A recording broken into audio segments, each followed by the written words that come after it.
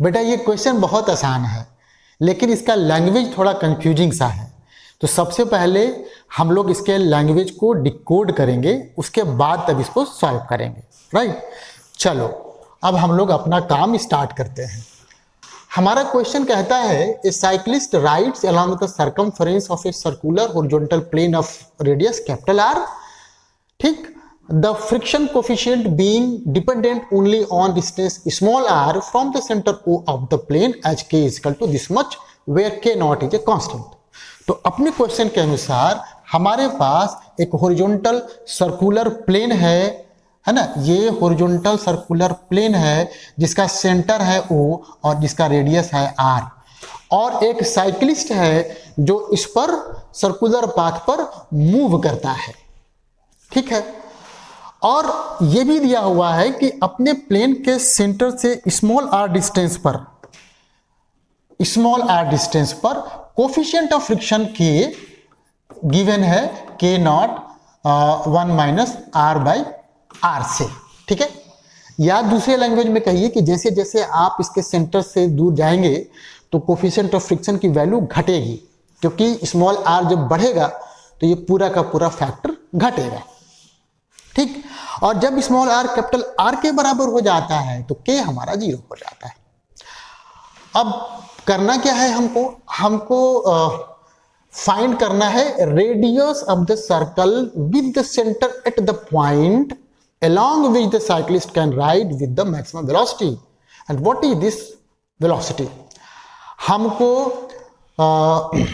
एक सर्कल निकालना है, मतलब सर्कल का रेडियस निकालना है जिसके along हमारा साइक्लिस्ट मैक्सिमम वेलोसिटी से राइड कर सके, और साथ ही साथ उस सर्कल का सेंटर भी निकालना है, क्योंकि यहाँ पे देखो लिखा हुआ है find the radius of circle with the centre at the point. तो कौन सा पॉइंट, यहाँ पे कंफ्यूजन क्रिएट कर दिया गया है एक्चुअल में, है ना। अभी हम लोग फाइंड आउट करेंगे कि ये जो पॉइंट है ये ओ हो जाएगा यहाँ पर, ठीक।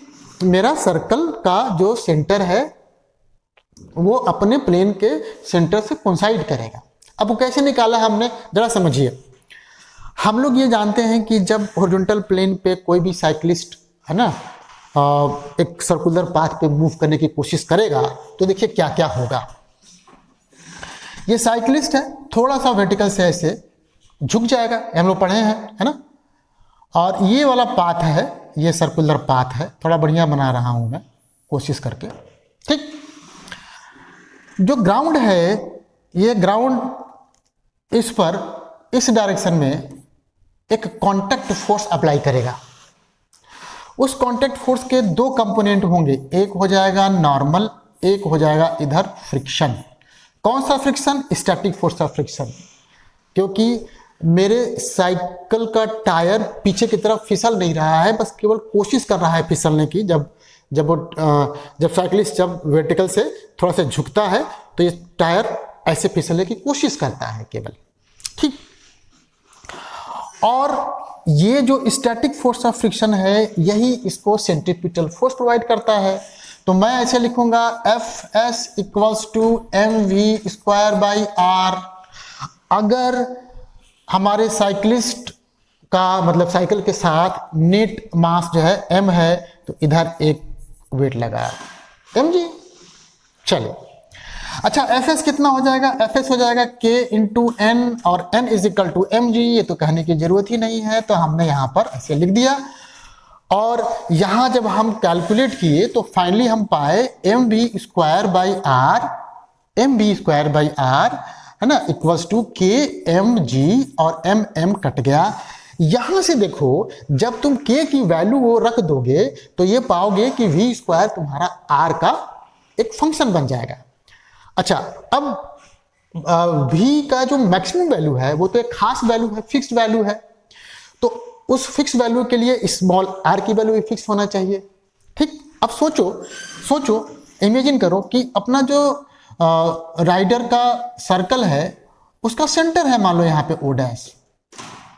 अगर यहाँ पे सेंटर o डैश है और साइक्लिस्ट इस सर्कल पे मूव कर रहा है तो ऑब्वियस सी बात है कि इसके डिफरेंट पॉइंट पर उसका वेलोसिटी डिफरेंट होगा, क्योंकि वहां पर r की वैल्यू चेंज होता रहेगा।